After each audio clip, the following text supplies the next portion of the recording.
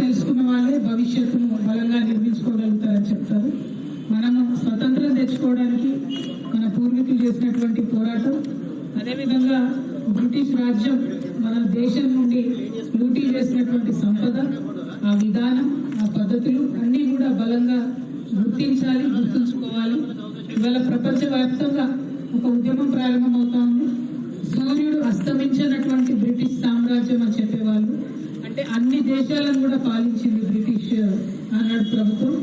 అయితే ఇవాళ బ్రిటిష్ చేత పాలించబడినటువంటి అనేక దేశాలు కూడా మా సంపదను మాకు వాపసు ఇవ్వాలి, మా గౌరవాన్ని మాకు వాపసు ఇవ్వాలి, బ్రిటిష్ రాజ్యం చేసినటువంటి హింసకు బ్రిటిష్ రాజు చార్ల్స్ III ఎవరైతే ఉన్నారో బహిరంగ క్షమాపణ చెప్పాలి అనేటటువంటి డిమాండ్ ఇవాళ తెలంగాణ రక్షణ సేన తరఫున మనం చేస్తా ఉన్నాం.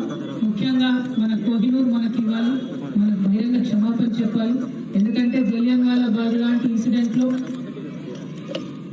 నిరాయుధులైనటువంటి శాంతియుతంగా ప్రొటెస్ట్ చేస్తున్న వందలాది మందిని చంపడం కావచ్చు, కృత్రిమంగా కరువు వచ్చిందనే పేరుతోని బ్రిటిష్ రాజ్యం సృష్టించినటువంటి కరువుతోని లక్షలాది మందిని చంపడం కావచ్చు, 2 ప్రపంచ యుద్ధాలకు కూడా లక్షలాది మంది భారత ప్రజల్ని తీసుకుని వెళ్ళి మరి అప్పుడు కూడా మనకు వాగ్దానం చేసినటువంటి స్వతంత్రాన్ని ఇవ్వకుండా, ఈక్వల్ ట్రీట్మెంట్ ఇవ్వకుండా మనల్ని అణచివేసినందుకు కావచ్చు.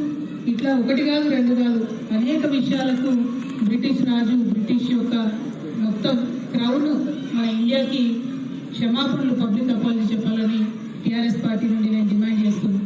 ఒక్కసారి మనం ఆలోచించుకుంటే బ్రిటిష్ వాళ్ళు మనం వదిలిపెట్టి వెళ్ళిపోయింది, కానీ వారి ఆలోచన విధానం ఇంకా మనం వదిలిపెట్టిపోలేదు.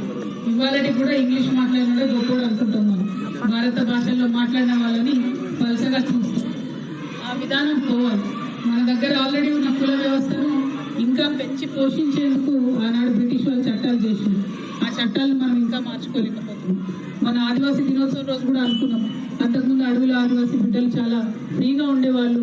బ్రిటిషర్స్ వచ్చిన తర్వాత మొత్తం అడవిని రాజ్యం కింద తీసుకొచ్చి ఇప్పటికి కూడా అడవంతా కూడా మన రాజ్యం కిందనే ఉండేటట్టుగా అన్యాయం జరుగుతూ 1 కాదు 2 కాదు. ఆ ఆలోచన విధానం పోవాలి. ఎర్రతోలు చాలా గొప్ప, నల్లతోలు మంచిది కాదని, లేకపోతే ఒకరు గొప్ప ఒకరు పెద్ద అని, ఒక కులం పెద్ద ఒక కులం చిన్న, ఇవన్నీ ఇంకా పెద్ద ఎత్తున బ్రిటిష్ చట్టాలు చేసి మనల్ని పర్మనెంట్ గా డివైడ్ చేసింది.